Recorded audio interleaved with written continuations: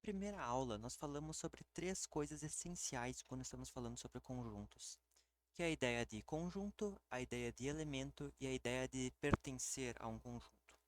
Então, nessa aula nós vamos falar um pouco mais sobre essa terceira coisa, sobre pertencimento de elemento para conjunto. Então, vamos pensar aqui em um conjunto A. Um conjunto A. Esse conjunto, eu vou desenhar ele como um diagrama de Venn, é legal dar uma variada às vezes. Ele vai ter um círculo, um quadrado, um triângulo e um retângulo, assim. Um conjunto de algumas formas geométricas, né? Eu posso falar que esse círculo pertence ao A, que esse quadrado pertence ao A, que esse triângulo pertence ao A e que esse retângulo pertence ao A. Eu não posso falar, por exemplo, que um pentágono, deixa eu pegar aqui alguma cor, um pentágono, eu vou tentar desenhar isso aqui, um pentágono pertence ao A. Isso eu não posso falar, porque ele não está ali. Então a gente tem uma forma matemática de dizer essas coisas. Eu posso dizer que, vamos lá, o círculo ele pertence a A. Esse é o símbolo de pertence. Não é um E, ele é só um símbolozinho assim, que parece um E, mas ele não é um símbolo de verdade. Você pode pensar nele como um U virado com um risco no meio, mas não é um E. Eu posso também dizer que o quadrado pertence ao A, tá? Posso dizer também, por exemplo, que o triângulo pertence ao A.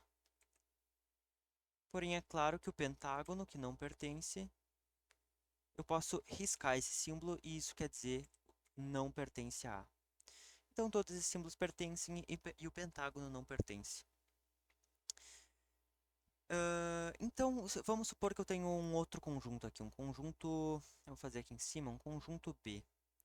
Esse conjunto B, ele vai ser os números, deixa eu fazer em outra cor, 0, 1, 2, 3, 4, etc. São todos os números naturais. A gente vai ver melhor sobre o que são números naturais em um vídeo futuro, mas esses são os números naturais. O que eu posso dizer com certeza é que, deixa eu usar as mesmas cores de antes, eu posso dizer que o 1 pertence a B. Eu posso inclusive também dizer que, não sei, o 7 pertence a B. Mas eu não posso dizer, por exemplo, que o 1,5 pertence ao B, porque aqui são só números inteiros. Então eu posso dizer que 1,5 não pertence a B.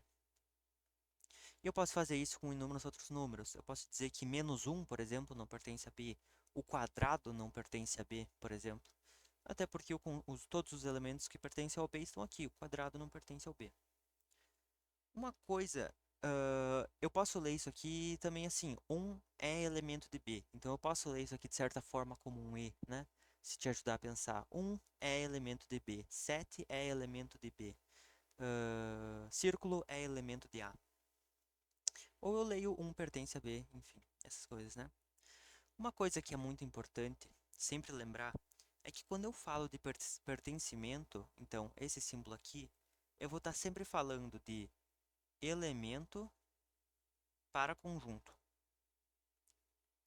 Eu não posso falar, por exemplo, que um conjunto pertence a outro conjunto, ou que um elemento pertence a outro elemento, ou que um conjunto pertence a um elemento. Pior ainda, né? Eu não posso falar isso. Mas esse é o básico de pertencimento de elemento. Isso aqui você tem que lembrar. Pertencimento é elemento para conjunto.